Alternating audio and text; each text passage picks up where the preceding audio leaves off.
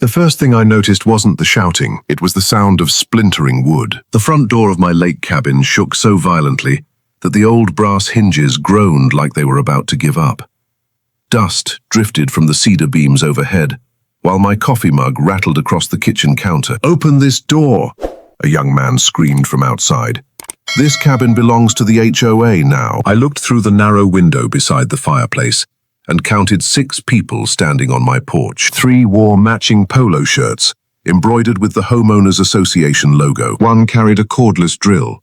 Another had a cardboard box filled with brand new locks. And standing in the center, pointing directly at my front door like he already owned the place, was a man who couldn't have been older than 26. Expensive sunglasses, designer watch, perfect haircut. The confidence of someone who had never been told no. He slammed his fist against the door again. "You've got 1 minute, he shouted.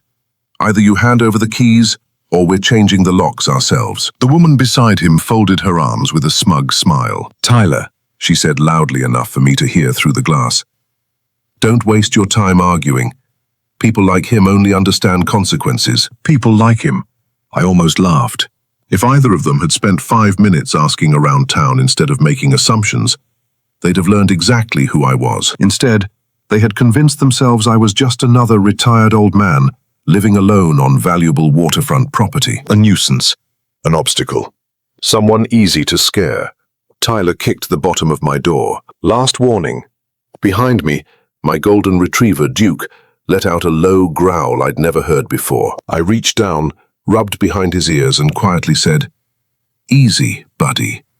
Then I glanced toward the framed photograph sitting on the mantel. My father stood beside this very cabin almost 40 years earlier, smiling with a fishing rod over his shoulder. He built this place with his own hands. Every beam, every stone, every inch of shoreline had been in our family longer than that HOA had even existed. Nobody was taking it, not today. Outside, Tyler motioned toward the man holding the drill. "Go ahead," he ordered. The drill whined to life. One of the HOA board members actually started filming with her phone. "Oh, this is going to be good," she laughed. The metal bit touched my deadbolt. I finally unlocked the door. The porch fell silent. Tyler smirked as if he'd already won. "There we go," he said. "See? I knew you'd make the smart choice." I stepped outside slowly, closing the door behind me. No raised voice, no anger. Just calm. The kind of calm that usually makes experienced officers nervous. Unfortunately for Tyler, he wasn't experienced. He stepped closer, until we were only a few feet apart. "Now," he said, extending his hand, "give me the keys." Instead, I reached into my jacket. His grin widened. He probably thought I was finally surrendering. Instead, I pulled out a leather wallet, flipped it open, held it inches from his face. The silver badge caught the morning sunlight. My department identification sat directly beneath it. "I'll give you exactly 1 chance," I said evenly. "Read it." His smile disappeared. What is that supposed to mean?" "It means," I replied, never taking my eyes off his, "you're attempting to illegally seize private property while threatening a sworn police lieutenant." The woman recording lowered her phone. The man holding the drill took 1 nervous step backward. For the first time since arriving, nobody said a word. Then, from the end of the gravel driveway, I heard the unmistakable sound of multiple sheriff's cruisers turning onto my property. Tyler slowly looked over his shoulder. His face turned completely white, and that's when the real nightmare began. The look on Tyler's face as the sheriff's cruisers rolled up my driveway is something I'll never forget. Fear has a way of stripping away arrogance. One second, he looked like a man who owned the world. The next, he looked like a kid who had just realized he'd been caught doing something incredibly stupid. But before I tell you what happened after those cruisers arrived, you need to understand why that cabin meant so much to me, and how this whole mess started weeks earlier. My name is Daniel Harper. I'm 52 years old, and I've spent nearly 28 years in law enforcement. At the time all of this happened, I was a lieutenant with the county police department in northern Minnesota, about 40 minutes outside the small town of Brainerd. People often imagine police officers as loud, aggressive, or always looking for confrontation. That was never me. If anything, my career taught me that the calmest person in an argument usually has the most control. I'd spent decades talking people down from fights, domestic disputes, and neighborhood feuds. I'd learned that listening was often more powerful than shouting, which made it almost ironic that I was about to become the center of the biggest property dispute our county had seen in years. The cabin wasn't some luxury vacation home. It wasn't a mansion with a private dock and million-dollar boats. It was a modest cedar cabin, sitting on the western shore of Pine Hollow Lake, surrounded by towering pines and old maple trees. The place had 2 bedrooms, a stone fireplace, a screened porch, and a weathered wooden dock that creaked every spring after the ice melted. To most people, it probably looked ordinary. To me, it was priceless. My father, Richard Harper, built it in 1984 with help from my grandfather and a handful of neighbors. Every summer growing up, my younger sister Emily and I spent our school vacations there. Dad taught me how to cast a fishing line from that dock. He taught me to split firewood beside the shed. He even carved our initials into a cedar bench that still sat overlooking the lake. When he passed away from cancer 12 years ago, the cabin became mine, not because I wanted an inheritance, because he trusted me to protect it. I never forgot the last conversation we had there. He was sitting on the porch, wrapped in an old flannel blanket, staring across the water as the sun disappeared behind the trees. "Promise me something," he'd said quietly. "Anything. No matter how much this land is worth someday. Don't let anyone bully you into giving it away." I'd laughed back then. "Who's going to bully a cop?" He smiled without answering. Looking back now, I wish he'd explained what he meant. For years, life at Pine Hollow stayed exactly the way I liked it. The nearest neighbor lived nearly half a mile away. Weekends meant fishing at sunrise, grilling burgers in the evening, and listening to loons echo across the water after dark. It was peaceful, predictable, home. Then everything changed. About 18 months before Tyler showed up, a large development company bought nearly 200 acres on the opposite side of the lake. Within weeks, bulldozers replaced birdsong, trees disappeared, roads were carved into the hillsides. Massive lakeside homes began appearing where untouched forest had stood for generations. Eventually, they announced a luxury subdivision called Silver Pines Estates. The advertisements promised exclusive waterfront living, private amenities, walking trails, and a brand new homeowners association dedicated to protecting property values. I didn't think much about it. Their development was across the lake. My property wasn't part of it, or so I believed. The first hint of trouble came one Saturday morning. I found a neatly folded envelope tucked beneath the windshield wiper of my pickup truck. There wasn't a stamp, no return address. Just my name written neatly across the front. Inside was a professionally printed letter. It welcomed me to the Silver Pines Estates HOA. At first, I assumed it had been delivered by mistake. Then I reached the last paragraph. Failure to comply with all HOA regulations may result in fines, liens, or legal action, including enforcement measures involving your property. I stared at the page for nearly a minute, then I laughed. There had to be some clerical error. After all, my cabin had been standing there for almost 40 years. Long before Silver Pines Estates even existed. Still, something about the wording bothered me. It didn't sound like a mistake. It sounded like someone had already decided I belonged to them. I folded the letter, slipped it back into the envelope, and looked across the lake toward the construction site. On the far shoreline, I noticed a black SUV parked on the hill. 2 people stood beside it. Even from that distance, I could tell they were looking straight at my cabin, and neither of them looked away when they realized I had seen them. For the next few days, I tried to convince myself I was overthinking the letter. Clerical mistakes happen. County maps get outdated. Someone in an office checks the wrong parcel number, and suddenly your mailbox starts filling with paperwork that belongs to someone else. I figured one phone call would clear everything up. It didn't. Monday morning, before heading into my shift, I called the number printed at the bottom of the HOA notice. A cheerful receptionist answered. "Silver Pines Estates Association. This is Melissa. How may I help you?" "Good morning," I said. "My name is Daniel Harper. I received a notice saying my property is part of your homeowners association. There has to be a mistake." I heard keyboard clicks. "One moment, Mr. Harper." Silence. Then more typing. When she spoke again, her tone had changed. "No mistake, sir. Your parcel is listed within our governing documents." "It can't be. According to our records, it is. My cabin was built almost 40 years before your subdivision existed." "I understand your concern," she replied, sounding like she'd repeated the same script dozens of times. "You'll need to discuss that with our board president." She transferred the call before I could ask another question. A woman answered almost immediately. "This is Patricia Langford." Even over the phone, her voice carried the confidence of someone accustomed to getting her way. "Mrs. Langford," I began politely. "I'm calling because—" She interrupted. "I know exactly why you're calling, Mr. Harper. Then you probably also know your records are wrong. Our attorney disagrees. I leaned back in my chair. My deed predates your development by decades. Our attorney has already reviewed the matter. My survey says otherwise. Our legal team believes your survey is outdated. That caught my attention. My survey was certified by the county. I'm afraid county records are sometimes incomplete. There was a pause. Then she added something that made my stomach tighten. I suggest cooperating before unnecessary enforcement begins. Enforcement? HOA regulations apply equally to everyone. They don't apply to property that isn't in your HOA. We'll see. Click. She hung up.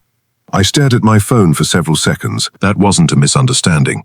That was a threat. A week later, things escalated. I drove up to the cabin on Friday evening after finishing my shift. As soon as I turned onto my gravel driveway, I hit the brakes. Bright orange stakes had been driven into the ground every 20 feet along the edge of my property. Each one carried fluorescent ribbon. Near the dock stood two men wearing reflective survey vests. One was holding a GPS surveying pole. The other was spray painting bright blue lines across my grass. I parked, stepped out, and walked toward them. Evening, gentlemen. The older surveyor looked uncomfortable. The younger one kept working. What exactly are you doing on my land? The older man cleared his throat. We've been hired to establish the new HOA boundary. I looked around. My permission wasn't requested. We were told permission wasn't necessary. Who told you that? Before he could answer, a black luxury SUV rolled into my driveway. The driver's door opened. Out stepped Patricia Langford, perfect white blazer, designer sunglasses, not a single strand of blonde hair out of place. She smiled like we were old friends. Mr. Harper.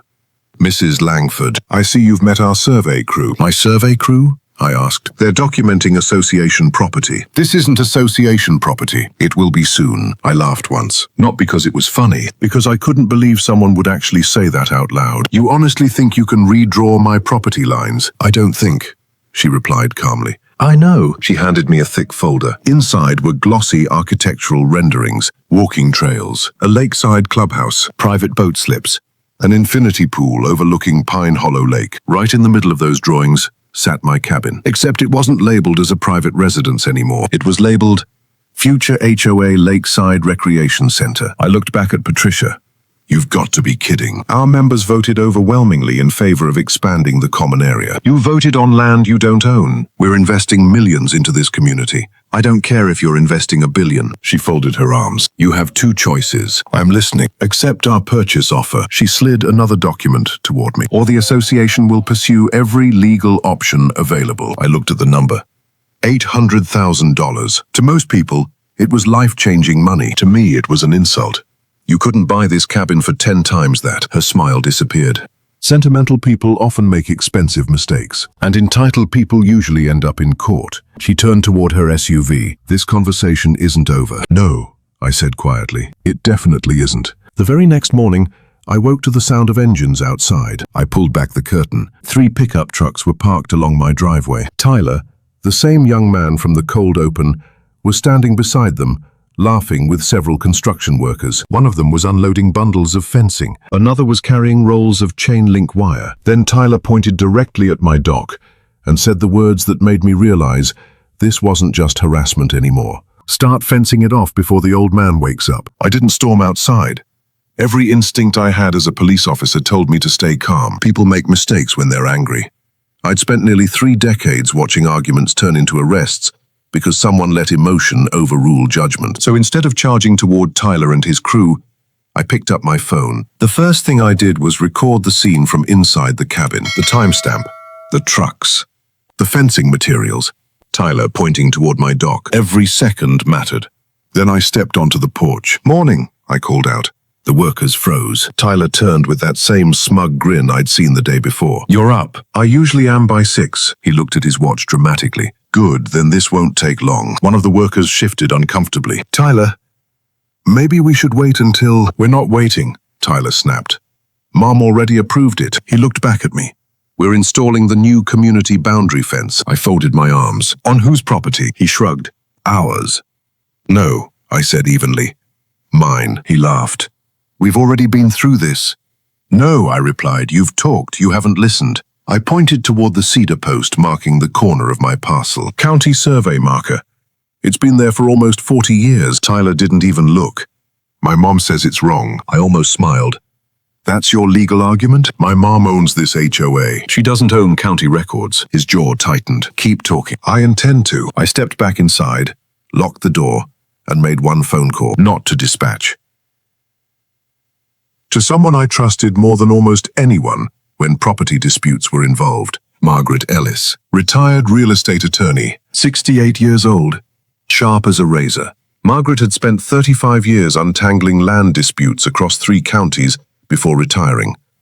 She'd testified in state court more times than most attorneys ever would. If there was a flaw in someone's property claim, she'd find it. She answered on the second ring. Daniel, I need a favor. You sound irritated. I've got people trying to fence off my dock. A brief silence. Then she sighed. Tell me everything. 2 hours later, Margaret's silver Subaru pulled into my driveway. She stepped out carrying 2 leather briefcases and wearing reading glasses on a chain around her neck. She didn't waste time with small talk. Show me. I handed her every document I'd received. The HOA notice, the purchase offer, the development plans.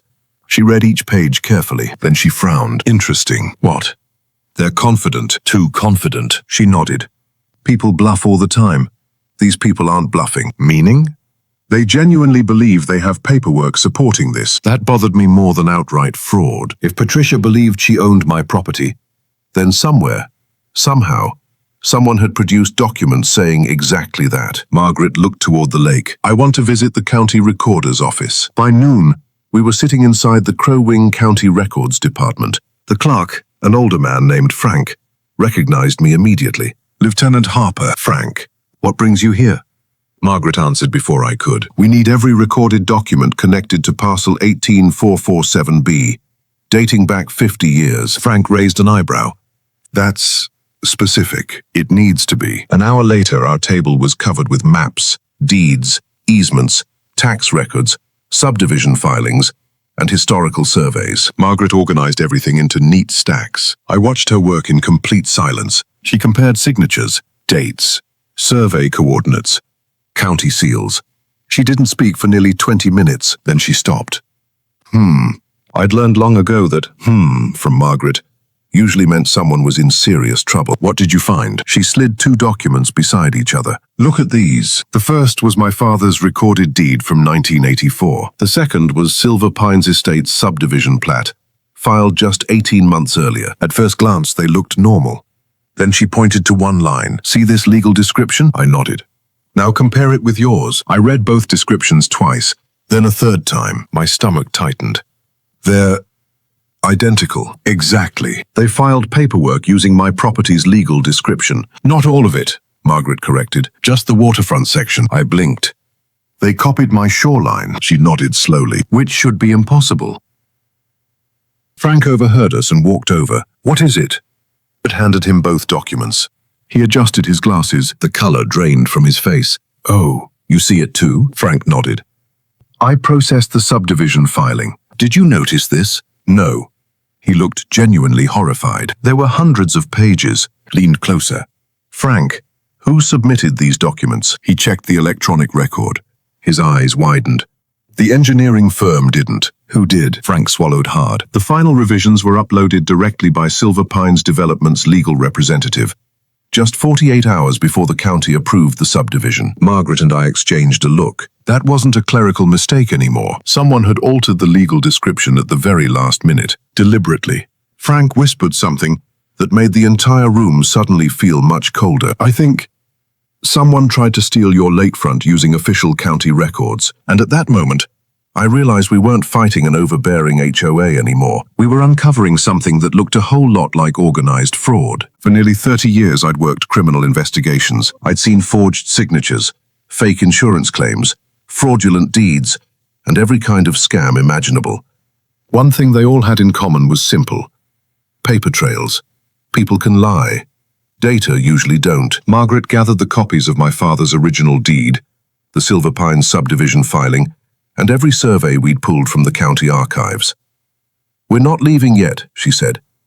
You already found the duplicate legal description. She shook her head. That's enough to raise questions. I want enough to end this. We spent the rest of the afternoon digging through decades of public records, old plats, UTAs, easements, tax assessments, historical aerial photographs, even handwritten survey notes from the 1980s. Frank disappeared into a back storage room and returned carrying a long cardboard tube wrapped in faded brown paper. "I almost forgot," he said. "This was never digitized." Margaret carefully removed the contents. Inside was an original linen survey map prepared when my father purchased the land. The paper was yellow with age, but every line was still crisp. Every boundary marker was hand-drawn. Every measurement was signed and sealed by the county surveyor. Margaret spread it across the table. "There it is." "What?" She pointed to a small notation near the shoreline. "Permanent granite monument," I frowned. "The corner marker?" "Exactly." Unlike wooden stakes or metal rods, granite survey monuments were almost impossible to move without heavy equipment. According to the survey, that monument had been placed in 1984 and officially accepted by the county. If it was still there, no one could honestly claim the shoreline had shifted. Frank smiled. "I know where that monument is." "You do?" "I inspected it myself about 6 years ago." An hour later, the three of us were standing near the western edge of my property. Frank brushed away leaves beside an old pine tree. Then he kicked aside loose dirt. A square piece of grey granite slowly appeared. The original monument, still exactly where it had been placed over 40 years earlier. Frank compared its coordinates with the original survey. Then, with modern GPS equipment, he looked up. "It hasn't moved an inch." Margaret folded her arms. "Which means the subdivision plat is impossible." I felt a wave of relief. Finally. Something undeniable. Not an opinion. Not conflicting paperwork. Physical evidence. The original county monument proved my property line had never changed. Someone had changed the documents instead. The next morning, Margaret drafted a formal preservation letter, demanding that Silver Pines Estates stop all activity involving my property. She also filed emergency notices with the county recorder, warning of a possible title dispute. By noon, Patricia Langford had received both. She responded faster than I expected, not with an apology, with an attack. Around 3 that afternoon, I pulled into town to grab supplies from the hardware store. The conversation stopped the moment I walked inside. People were staring, whispering. One customer quickly looked away when I met his eyes. The cashier hesitated before speaking. "Lieutenant." "What happened?" She looked uncomfortable. "You haven't seen it?" "Seen what?" She turned the computer monitor toward me. The Silver Pines community Facebook page filled the screen. At the top was a professionally designed graphic. "Protect our neighborhood from corruption." Beneath it was my photograph. Not in uniform. A personal photo someone had clearly pulled from public records. The caption read, "Local police lieutenant refuses to cooperate with lawful community improvements. Residents deserve safe lake access, not selfish landowners abusing their authority." Hundreds of comments had already appeared. Some supported me. Many didn't. People who had never met me accused me of corruption, greed, abusing my badge. One comment claimed I was threatening HOA members with arrest. Another falsely stated I was under internal investigation. None of it was true. Patricia had turned the dispute into a public relations campaign. Margaret looked over my shoulder. "They're trying to pressure you into settling. They're smearing my reputation because they're scared." She was right. People confident they'll win in court don't usually launch social media attacks. People losing do. The harassment escalated quickly. Anonymous complaints were filed against me with my department. Code enforcement suddenly inspected my cabin. Someone called the county claiming I had illegal fuel tanks on the property. Another anonymous report alleged environmental violations along my shoreline. Every complaint proved baseless. Every inspection cleared me. But each one consumed time and energy, exactly as intended. Then came the final push. Late Friday afternoon, a courier delivered a thick envelope to my house. Inside was a lawsuit. Silver Pines Estates was asking the court for an emergency order, declaring my lakefront part of the HOA's common property. Attached was an affidavit signed by Patricia. She swore, under penalty of perjury, that my family had voluntarily surrendered the disputed shoreline decades earlier. I stared at the page in disbelief. My father had been dead for 12 years. He had never surrendered a single inch of that land. Margaret quietly closed the file. "Well, what?" "They just made the biggest mistake of this entire case." I looked at her. She smiled for the first time all week. "Because now," she said, tapping Patricia's sworn affidavit, "she didn't just file bad paperwork. She made those claims under oath." The courtroom battle we'd been preparing for was no longer just about my cabin. It was about whether a judge would believe a family that had protected one piece of land for 40 years or an HOA president whose own documents were beginning to unravel. Our trial date was set for 3 weeks later, and neither side had any intention of backing down. 3 weeks passed faster than I expected. Not because life returned to normal, because every single day brought another stack of paperwork, another strategy meeting with Margaret, or another reminder that the outcome of this case would determine far more than who owned one lakeside cabin. If Silver Pines won, it would send a message that deep pockets and carefully crafted paperwork could erase decades of legitimate ownership. If we won, someone would have to answer for how this had happened in the first place. The hearing was scheduled for 9 o'clock on a Tuesday morning at the Crow Wing County Courthouse. I arrived 45 minutes early. Years in law enforcement had taught me never to rush into a courtroom. Margaret was already there, reviewing exhibits at the counsel table. She looked up as I walked in. Sleep. A little. You look better than Patricia. I glanced across the courtroom. Patricia Langford sat beside two expensive-looking attorneys in tailored navy suits. Tyler occupied the second row behind them, dressed in a charcoal suit that looked far more expensive than anything he'd probably ever bought himself. For the first time since this nightmare began, he wasn't smiling. He kept glancing toward the evidence boxes stacked beside Margaret's chair. The doors opened. All rise. Judge Rebecca Morrison entered, her expression unreadable. She took her seat, adjusted her glasses, and looked over both legal teams. Be seated. After reviewing a few preliminary matters, she addressed the courtroom. This hearing concerns disputed ownership of waterfront property adjacent to Pine Hollow Lake. Her eyes moved from Patricia to me. I expect facts, not theatrics. Both attorneys nodded. Margaret stood first. Your Honor, this case appears complicated. She paused. It isn't.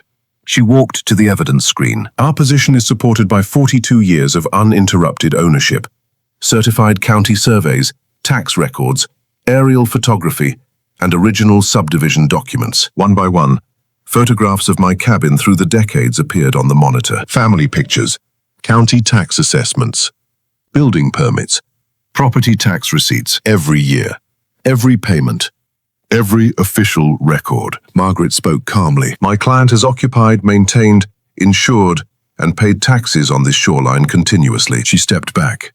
There has never been any legal transfer. Patricia's lead attorney rose confidently. Your Honor, the association disputes those conclusions. He displayed the Silver Pines subdivision plat. This approved county filing clearly includes the disputed shoreline within HOA common property. Judge Morrison studied the document. It appears to. The attorney smiled slightly. Our survey supports, Margaret interrupted, permission to cross-reference Exhibit 21. Granted. She placed the original 1984 linen survey on an easel. Even from across the courtroom, its age was obvious. Judge Morrison leaned forward. What is that? The original certified survey accepted by this county in 1984. Margaret carefully compared both legal descriptions line by line. Then she highlighted the identical wording copied into the HOA filing. The courtroom grew quiet. Judge Morrison looked back and forth between the two exhibits. They're identical. Exactly. Patricia's attorney shifted in his seat. Margaret continued. The problem, Your Honor, is that these descriptions cannot legally describe two different owners. Judge Morrison turned toward the defense. Counsel? The attorney hesitated. We believe subsequent revisions. Margaret held up another document, the county's revision log. She handed copies to the judge. It shows every modification made to the subdivision filing. Judge Morrison scanned the pages. Her eyebrows slowly rose. These legal descriptions were altered 48 hours before approval. Yes, Your Honor. By whom? Margaret didn't answer. Instead, she called her first witness, Frank Donnelly. Frank walked to the witness stand, took the oath, and settled into the chair. Margaret approached. Mr. Donnelly, what is your occupation? I'm the senior records clerk for Crow Wing County. Were you responsible for processing the Silver Pines subdivision filing? Yes. Did your office alter the legal description of Mr. Harper's property? No. Did you authorize anyone else to alter it? No. She handed him the revision log. Can you identify who uploaded the final version? Frank adjusted his glasses. According to the county's electronic records, he swallowed. The final legal description was submitted electronically by Silver Pines Development's legal representative. A murmur spread across the courtroom. Patricia's attorney immediately stood. Objection. On what grounds? Judge Morrison asked. Lack of foundation. Margaret calmly produced another document, the county's authenticated server log. The judge reviewed it. Objection overruled. Patricia shifted uncomfortably for the first time all morning. Then Margaret called the county surveyor. He testified that the original granite monument had never moved. PPS measurements matched the 1984 survey exactly. There had been no natural boundary change, no surveying error. No misplaced property line. Finally, Margaret held up Patricia's sworn affidavit. Your Honor, this affidavit states that Mr. Harper's father voluntarily surrendered the shoreline decades ago. She paused. We searched every county record. No deed, no easement, no transfer, no agreement. She looked directly at Patricia. There is not a single document supporting that statement. Judge Morrison slowly removed her glasses. She stared at Patricia for several long seconds. Then she asked the question that changed the entire atmosphere inside the courtroom. Mrs. Langford, Patricia looked up nervously. Would you care to explain why you signed an affidavit containing statements that every official county record appears to contradict? The room became so quiet, I could hear the courtroom clock ticking on the wall. Patricia opened her mouth, but no words came out. Patricia sat frozen. Her attorney leaned toward her, whispering urgently, but she didn't respond. The confidence she'd worn since the day she first stepped onto my property had vanished. Tyler, sitting behind the defense table, stared at the floor, refusing to make eye contact with anyone. Judge Rebecca Morrison waited. 5 seconds. 10 seconds. Finally, she spoke again. Mrs. Langford, this is your opportunity to explain the discrepancy. Patricia cleared her throat. I relied on information provided to me. By whom? The judge asked. Our legal team. Her attorney immediately stood. Your Honor, I must object. My client. The judge raised a hand.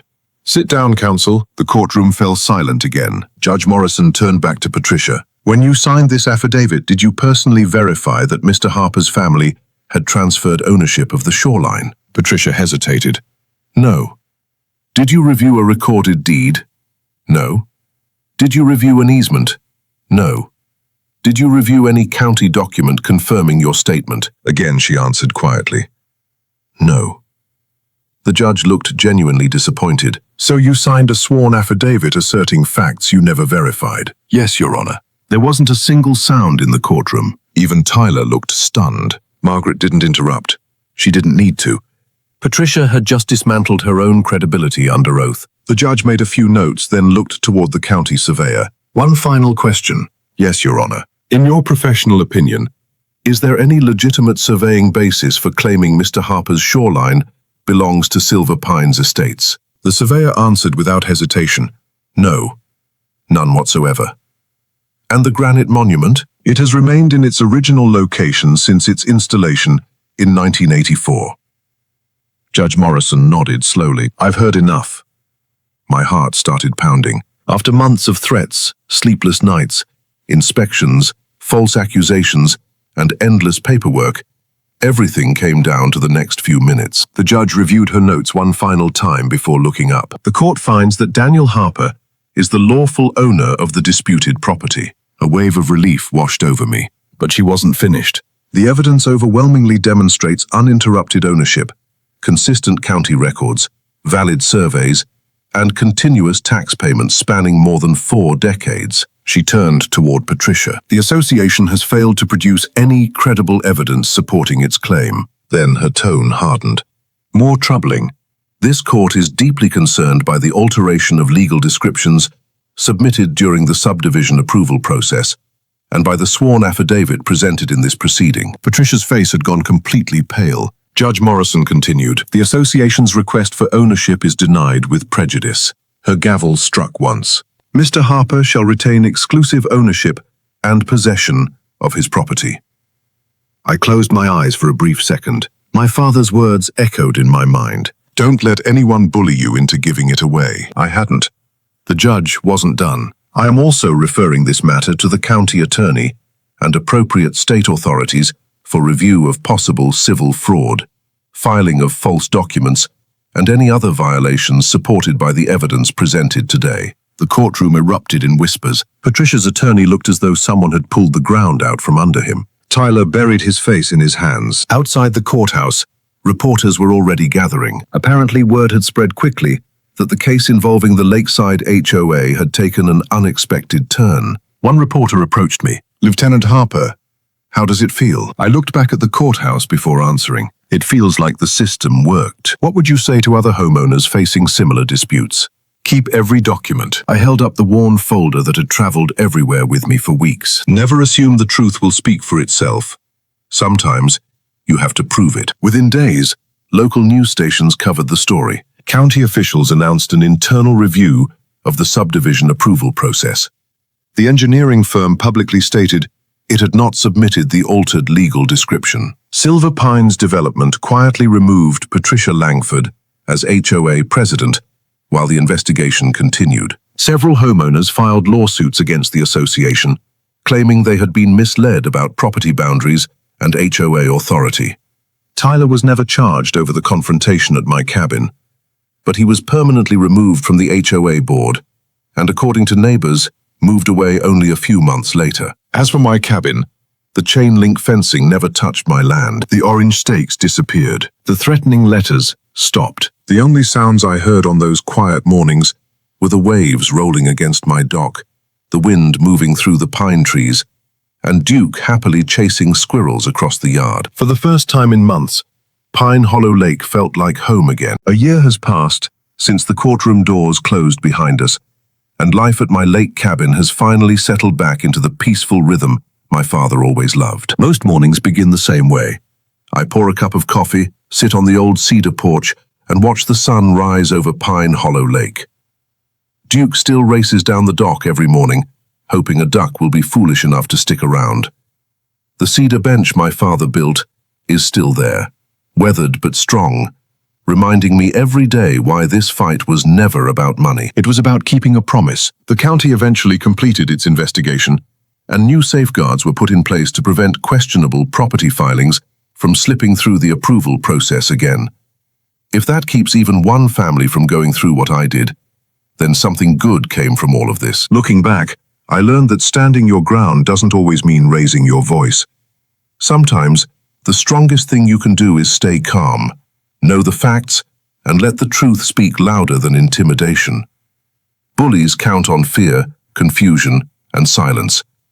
They rarely expect patience, documentation, and persistence. If you've ever faced an HOA dispute, a property line disagreement, or someone trying to pressure you into giving up what's rightfully yours, I'd genuinely love to hear your story. Have you ever had a neighbor or HOA try to overstep their authority? What happened, and how did you handle it? Share your experience in the comments. I read as many as I can. If you enjoyed this story, please like the video, subscribe to the channel, and turn on notifications so you never miss our next true-to-life HOA drama. Thank you for spending your time with me today. Until next time, remember, the strongest foundation you can build isn't made of concrete. It's built on truth.